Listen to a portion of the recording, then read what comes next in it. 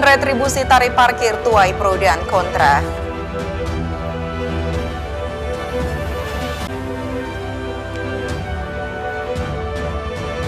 Spanduk bertuliskan warga tuntut sertifikat terpasang di Gili Trawangan.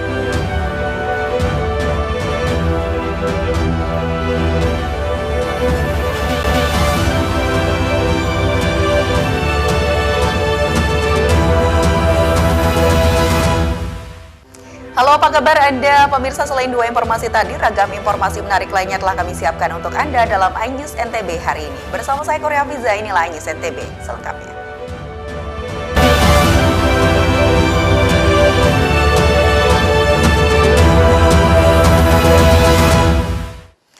Kita awali informasi pertama, pemirsa. Kenaikan retribusi tarif parkir tuai pro dan kontra, dan warga berharap kenaikan parkir dibarengi dengan tata kelola dan SDM yang lebih baik. DPRD Kota Mataram telah mengetok perda kenaikan retribusi tarif parkir untuk roda 2. Dari tarif Rp1.000 naik menjadi Rp2.000. Roda 4 dari tarif Rp2.000 menjadi Rp5.000 dan akan mulai berlaku awal Januari 2024. Kenaikan retribusi tarif parkir ini tuai pro dan kontra di tengah masyarakat. Salah satu masyarakat, lalu M. Irfan Cahyadi, menjelaskan tidak keberatan dengan kenaikan retribusi parkir sepanjang untuk meningkatkan PAD dan berharap dibarengi dengan peningkatan pelayanan dan penertiban parkir karena masih ditemukan jukir liar di lapangan. Ya, kalau terkait kenaikan parkir sih sebenarnya ya nggak ada masalah sih sebetulnya sepanjang itu untuk kebutuhan daerah khususnya di Kota Mataram. Cuman yang terpenting sini mungkin bukan soal kenaikan tarif parkirnya ya, tapi mungkin penertiban titik-titik parkirannya lah gitu. Karena masih banyak kita temui tempat parkir yang sebetulnya dibilang resmi ya mereka kadang menggunakan atribut parkir seperti rompi, tapi dikatakan tidak ilegal sebetulnya ya nggak tahu juga ya, mungkin ini yang menjadi perhatian utama lah, bukan soal kenaikan. Pengamat ekonomi UNRA menegaskan pengawasan tata kelola parkir saat ini sangat diperlukan sehingga kebocoran PAD dari parkir tidak terjadi dan berharap pemerintah Mataram menyiapkan roadmap transportasi umum untuk alternatif masyarakat ketika tarif parkir naik. Nah, sekarang tinggal diperluas karena sistem pembayaran yang secara elektronik ini kan sangat mengurangi kebocoran. Nah, di samping itu membenahi SDM itu, kemudian tata kelola ya, pengawasan ini satu rangkaian secara simultan mau diperbaiki gitu. Nah, kalau ke depan ini semua sistem sudah berjalan bagus ya, saya kira insya Allah lah akan tertib ya. Dan menurut saya juga ini momentum yang baik bagi pemerintah kota untuk sekali lagi memikirkan transportasi umum. Terkait pemberlakuan penarikan uang parkir dengan sistem non-tunai dilakukan secara bertahap, terlebih dahulu mengingat masih ada warga masyarakat yang belum memahami dan belum memiliki alat pembayaran transaksi non-tunai. Dari Mataram, Romi Ardi, iNews melaporkan. Pemirsa, spanduk bertuliskan warga tuntut sertifikat terpasang di sejumlah tembok dan pepohonan di Gili Trawangan, Kabupaten Lombok Utara. Spanduk bertuliskan warga tuntut sertifikat terpasang di sejumlah tembok dan pepohonan di Gili Trawangan, Lombok Utara. Aksi sebagai bentuk tuntutan warga Gili Trawangan, Lombok Utara untuk mendapatkan sertifikat hak milik atas tanah seluas 65 hektar yang disengketakan dengan Gili Trawangan Indah atau GTI dan pemerintah Provinsi NTB. Tuntutan warga ini merupakan harga mati, meski pemerintah provinsi menawarkan sertifikat hak guna bangunan atau HGB atas tanah yang saat ini dikuasai warga. Sejumlah perwakilan warga dengan tegas menolak HGB dan menuntut sertifikat hak milik karena lahan yang disengketakan telah lama didiami warga Gili Trawangan. Sudah bangun apa di sana, Bang? Bangun rumah ya? Ini terus terkait polemik ini merasa cemas atau gimana perasaan? ya, jelas sih cemas. Ada tawaran yang sifatnya menguntungkan dari pemerintah provinsi? Tidak ada. Dia menguasai bangunan. Kalau yang membuat resah apa yang membuat resah sih? Yang buat resah itu kan investor ini untuk mengambil alih lahan kita itu. Jadi kalau keinginan masyarakat sederhana sebenarnya. Masyarakat itu ingin mendapatkan kepastian hukum yang jelas. Supaya apa? Supaya masyarakat ini aman, nyaman, begitu. Lalu kemudian terkait dengan masyarakat sekarang, kenapa masyarakat seperti ini? Karena memang masyarakat itu merasa dirugikan. Mulai dari mana? Mulai dari beberapa oknum investor yang ingin mengambil alih hak-haknya masyarakat. Sengketa lahan seluas 65 hektar di lahan GTI kini memasuki babak baru, di mana warga bersengketa dengan pemerintah Provinsi NTB. Pasca dicabutnya hak guna usaha dan GTI, munculnya hak pengelolaan lahan atas nama pemerintah Provinsi NTB membuat resah warga setempat. Pasalnya, warga yang sudah lebih dahulu menguasai dan mengelola lahan terancam kehilangan haknya atas tanah. Meski tawaran HGB hingga puluhan tahun dinilai merugikan warga dan sengketa lahan ex-GTI berimbas terhadap kondisivitas wisata di Gili Trawangan.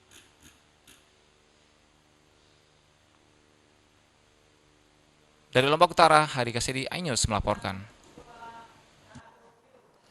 Kita ke informasi lainnya, pemirsa. Alat peraga bakal calon legislatif dan DPD RI yang terpasang di Jalan Utama Lombok Barat masih bertebaran karena Bawaslu dan Satpol PP diduga saling lempar tanggung jawab dalam penertiban. Alat peraga kampanye atau alat peraga sosialisasi atau APS para bacalek dan bakal calon DPD RI bertebaran di wilayah Lombok Barat. Namun pihak Bawaslu dan Pemkab melalui Satpol PP belum melakukan penertiban, walaupun Bawaslu sudah memberikan rekomendasi untuk melakukan penertiban. Ketua Bawaslu Lombok Barat Rizal Umami mengatakan telah merekomendasikan untuk dilakukan penertiban alat peraga sosialisasi yang bermuatan kampanye atau mirip APK yang ada pesan mengajak, gambar, surat suara, dan nomor urut. Sementara baliho yang dipasang di perusahaan reklame resmi sebenarnya Bawaslu tidak merekomendasikan untuk ditertibkan sepanjang tidak menyalahi PKPU 15 tahun 2023 pasal 79 karena sudah berizin. Bawaslu menekankan konten atau isi dari baliho yang harus diperhatikan kendati ada baliho yang konten isinya ada muatan kampanye. Menyalahi aturan, maka baliho tersebut diminta untuk diganti. Di pasal 79 itu diatur sosialisasi dan pendidikan politik. Hari ini belum memasuki tahapan kampanye. Tahapan kampanye di PKPU 3 itu dimulai pada 28 November, Selasa 28 November sampai Sabtu 10 Februari 2024. Nah, itu jadwal kampanye. Kepala Satpol PP Lombok Barat Baik Yanis Ekawati menjelaskan alasan belum dilakukan penertiban karena Pol PP menunggu kepastian waktu atau hari dari pelaksanaan penertiban. Pol PP tidak bisa jalan sendiri atau menentukan waktu kalau tidak ada kepastian waktu dari Bawaslu. Pihak Pol PP tidak bisa jalan sendiri karena pihak Bawaslu yang lebih tahu mana baliho atau spanduk yang melanggar. Mau turun seperti apa? Mana ajakan, mana sosialisasi, mana kampanye? Kami kan tidak tahu.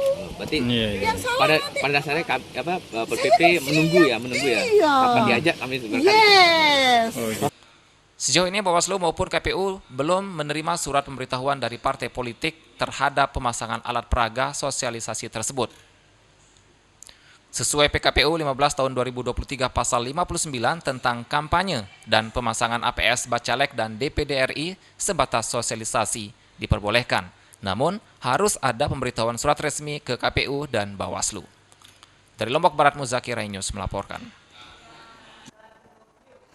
Ya pemirsa, tetaplah bersama kami hadirkan informasi lainnya usai jeda pariwara.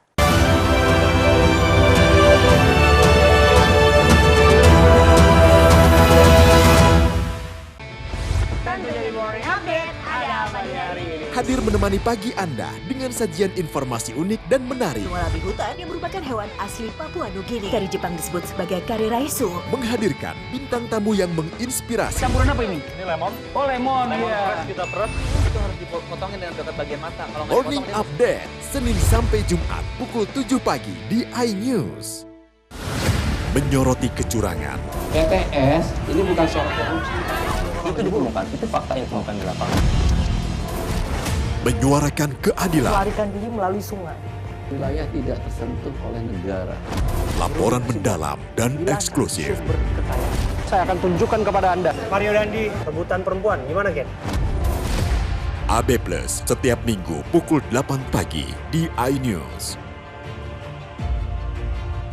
Saya Aiman Wicaksono, saya akan mengupas tuntas malam ini. Saya mendapatkan kesempatan secara eksklusif. Bismillah, walaupun itu teman. 4 miliar dalam 1 jam itu nggak sulit. Betul. The Prime Show with Aiman setiap Rabu pukul 8:30 malam. Saya Prabowo Revolusi, kita berbagi cerita. Rupanya konspirasi itu ini. Oh iya. Apakah jadi capres? Kita setuju. Sebetulnya saya ini untuk menjadi presiden, saya harus siap. Konspirasi Prabu setiap Rabu pukul 9:30 malam. Mengupas makna dan tafsir Al-Quran bersama ulama terkemuka tanah air. Kaumum min kaum khairun minal yadis suflah. Nggak bakal bisa dibayar oleh dunia dan seisinya. Jelas, lugas untuk kehidupan sehari-hari. Di antara yang merusak hati adalah buruk sangka. Wa aqimus shalah wa atuz zakah. Itu pun sejajar dengan jihad fisabilillah. Cahaya Hati Indonesia, Sabtu dan Minggu pukul 12 siang di iNews. Selamat datang di iNews Today. Lengkapi pagi Anda dengan update informasi terkini. Apa penyebabnya? Apakah karena aspal ruas jalan ini ambles membentuk lubang? Boleh nggak sih dikasih senjata? Nggak boleh. Saya punya di bawah supervisor. Kita akan langsung bergabung bersama Giselia Nurrahmat. Sejumlah bahan pokok mulai mengalami kenaikan. iNews Today setiap Senin sampai Jumat pukul 10 pagi di iNews. The great events and programs in September. Rangkaian turnamen BWF World Tour 2023. FIBA World Cup 2023. AFC Under 23 Qualifiers 2024. European Qualifiers 2024.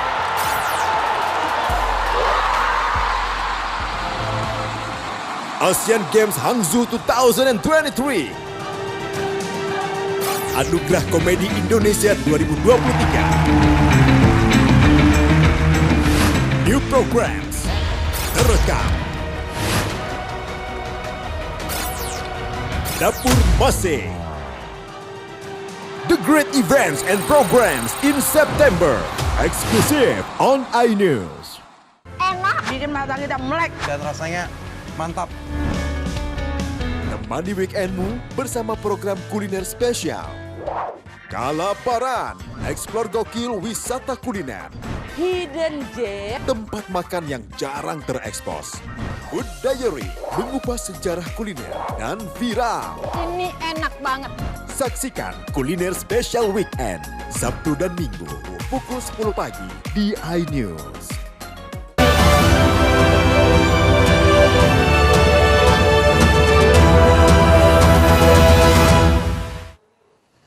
Ya pemirsa, terima kasih Anda masih bersama kami dalam iNews NTB. Kita ke informasi selanjutnya. Dinas Pemberdayaan Masyarakat Desa Kabupaten Lombok Barat desak pemerintah desa serius tangani ancaman kerawanan pangan. Menyusul maraknya alih fungsi lahan yang diduga pemicu kerawanan pangan selain dampak El Nino. Pemerintah desa di Lombok Barat didesak serius tangani kerawanan pangan yang terjadi di Kabupaten Lombok Barat akibat dampak El Nino dan maraknya alih fungsi lahan. Kepala Dinas Pemberdayaan Masyarakat dan Desa Lombok Barat mengatakan, desa melalui perangkat desa terus gencar sosialisasi kepada masyarakat tentang bahaya kerawanan pangan, sehingga bisa memanfaatkan lahan yang ada untuk menanam bahan pangan, bukan dijadikan dialihfungsikan menjadi perumahan dan bangunan lainnya. Salah satu di antaranya barangkali yang saya melihat itu adalah alih fungsi lahan. Ya, alih fungsi lahan. Itu juga mesti harus kita selaraskan dengan bagaimana kebijakan untuk mengantisipasi kerawanan pangan. Berdasarkan aturan Permendes Ketahanan Pangan yang diatur dalam Peraturan Menteri Desa PDTT nomor 8 tahun 2022 tentang prioritas penggunaan dana desa tahun anggaran 2023. Pasal 6 ayat 2, penggunaan dana desa untuk program prioritas nasional sesuai kewenangan desa tentang ketahanan pangan nabati dan hewani harus dialokasikan 20%. Dari Lombok Barat, Muzakir, iNews melaporkan. Kita ke informasi lainnya, pemirsa. Pemerintah daerah Lombok Tengah wacanakan regulasi pembatasan pengiriman gabah keluar daerah. Langkah ini untuk menstabilkan harga beras. Pemerintah Kabupaten Lombok Tengah mewacanakan regulasi tentang pembatasan pengiriman gabah dari Lombok Tengah ke luar daerah. Menurut Wakil Bupati Lombok Tengah M. Nursia, regulasi tentang batasan pengiriman gabah penting dilakukan jika hal tersebut menjadi penyebab melonjaknya harga beras saat ini. Pasalnya pengiriman gabah ke luar daerah menjadi salah satu penyebab kelangkaan beras di tengah masyarakat sehingga harga beras mahal di pasaran. Kelangkaan dan harga beras yang mahal di tahun ini menjadi pengalaman ke depan sehingga pembatasan pengiriman gabah diharapkan kelangkaan tidak kembali terjadi di tahun berikutnya. Dengan pengalaman tahun ini, kalau diduga hal itu penyebabnya, penting ada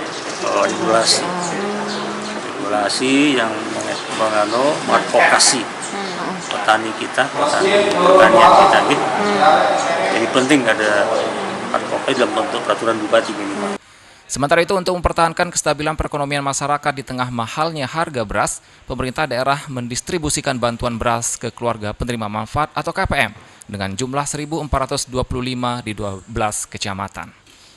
Dari Lombok Tengah, Emma Widewati News melaporkan.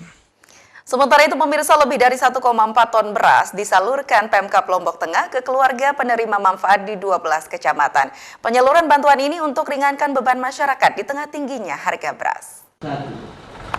Pemerintah Kabupaten Lombok Tengah mulai mendistribusikan bantuan beras ke masyarakat. Total yang didistribusikan sekitar 1.425 ton untuk 12 kecamatan secara bertahap. Bantuan beras ini akan disalurkan ke 142.572 keluarga penerima manfaat dengan masing-masing 10 kg setiap bulan dan akan disalurkan selama 3 bulan. Diharapkan penyaluran bantuan beras tersebut diharapkan dapat mempertahankan ekonomi dalam kondisi rentan di musim kemarau ini, terutama di tengah mahalnya harga beras. Jaga kondisi perekonomian masyarakat di arus bawah terhadap orang-orang yang tidak boleh kami katakan miskin, tapi kurang beruntung. Di samping menjaga inflasi, kondisi turun naiknya harga beras masyarakat. Sisi lain, karena memang hari ini di posisi 10.900 rupiah. Tahap yang kedua ini berarti sebanyak 1.420 ton. Itu tiap bulannya dalam 3 bulan. Nanti selama 3 bulan gitu. Jadi dikalikan 3. Dan Lombok Tengah adalah nomor 2 setelah Lombok Timur untuk jumlah KPM-nya. Masyarakat diharapkan tidak khawatir dengan adanya isu kelangkaan beras lantaran Bulog memastikan stok beras masih aman hingga 2024. Dari Lombok Tengah, Emma Widewati News melaporkan. Pemirsa, informasi lainnya masih akan kami hadirkan dalam iNews NTB hari ini. Pastikan Anda tetap bersama kami.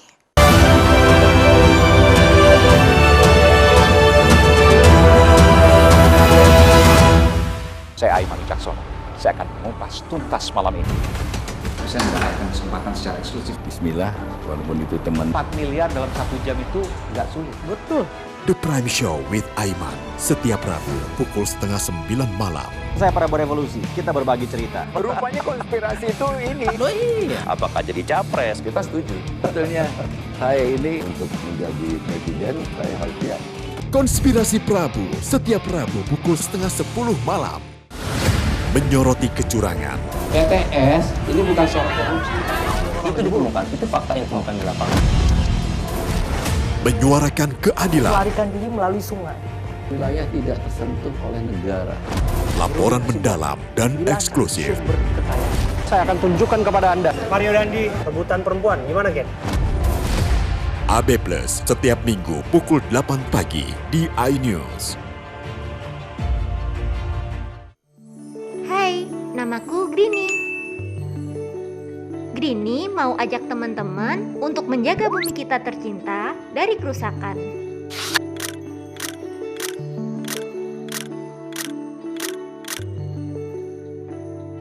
Mau tahu gimana caranya?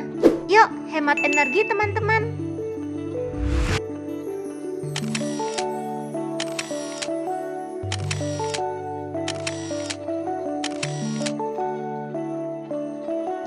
Kurangi penggunaan plastik sekali pakai. Terus mainan kita kalau udah nggak dipakai, sumbang ke teman lain yang membutuhkan. Bisa kan teman-teman? Yuk kita selamatkan bumi dari kerusakan. Untuk masa depan kita teman-teman. Enak, bikin mata kita melek. Dan rasanya mantap. Temani weekendmu bersama program kuliner spesial.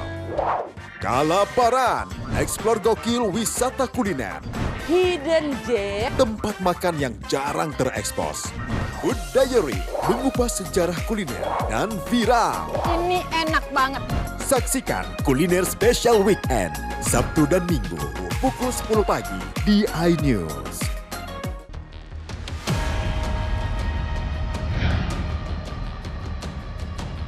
Beragam kejadian yang sulit terlihat.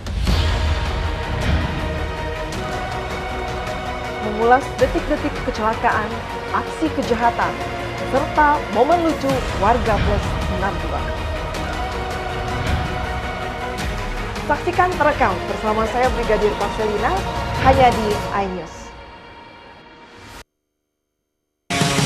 Kompilasi berita olahraga paling top dan sensasional, baik dalam dan luar negeri. Kamu menyaksikan Top Sport bersama saya, Sanjira Karamai.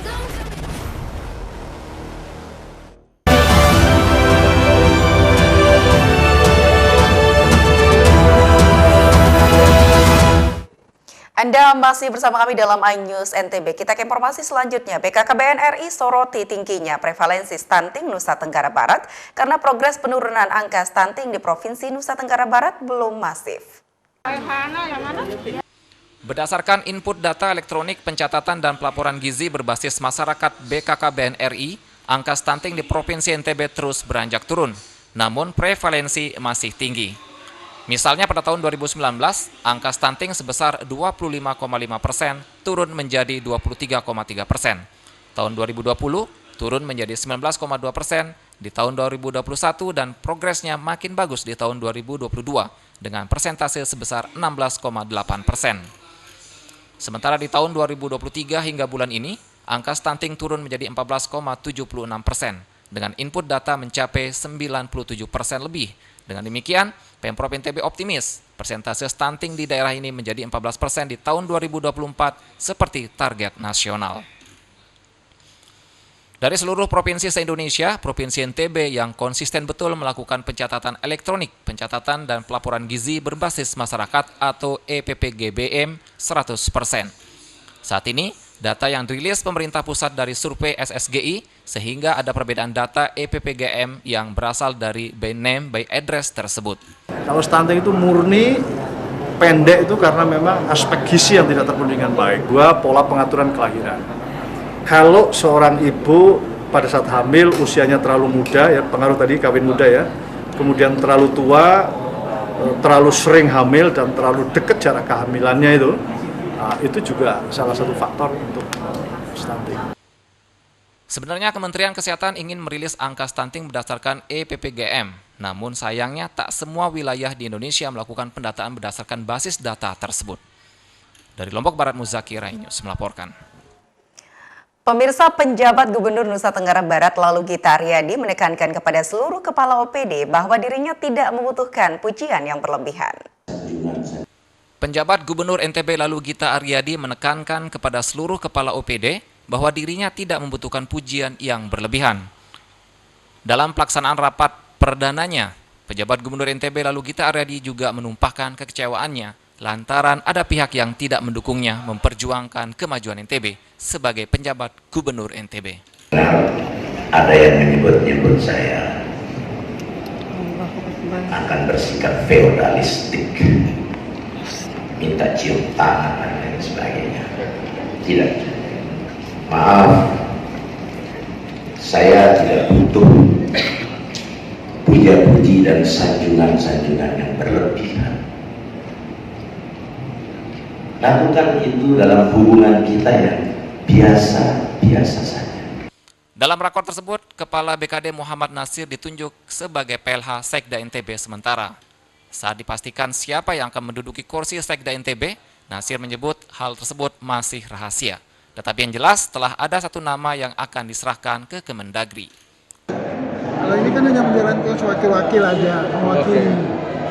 Nggak boleh ada keputusan. Masa tunggunya berapa Pak untuk PJ ini Pak? Maksimal 7 hari. Maksimal 7. Berarti 7 hari itu udah ada nama? Tergantung dari Mendagri. Saya berusaha kan jangan sampai lebih dari 7 hari. Penjabat Gubernur NTB lalu Gita Aryadi pun mempersilahkan bagi siapa saja yang tidak siap bekerja sama dengannya untuk mengundurkan diri. Dari Mataram, Rizka Anjani, iNews melaporkan. Pemirsa, kita beralih ke informasi wisata. Berbicara air terjun tidak melulu tentang daerah utara di Pulau Lombok. Di Lombok Tengah, bagian selatan, daerah yang cenderung kering dan dekat dengan pantai juga terdapat air terjun. Meski tidak terlalu tinggi, namun air terjun ini bagai oase di tengah kota Mandalika.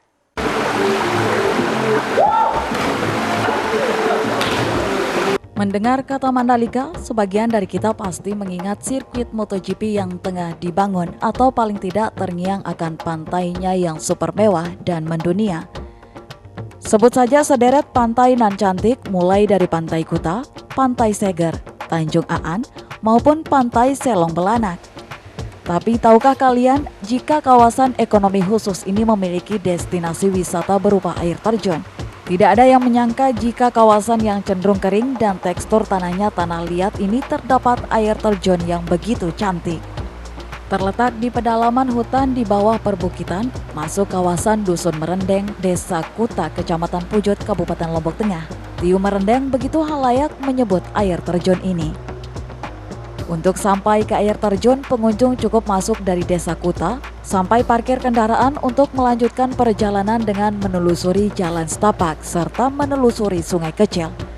Medan yang dilalui cukup menantang karena selain melewati tebing juga licin akibat tanahnya basah dan lembab, karena di sepanjang jalan banyak ditemui mata air yang keluar dari dinding-dinding tebing.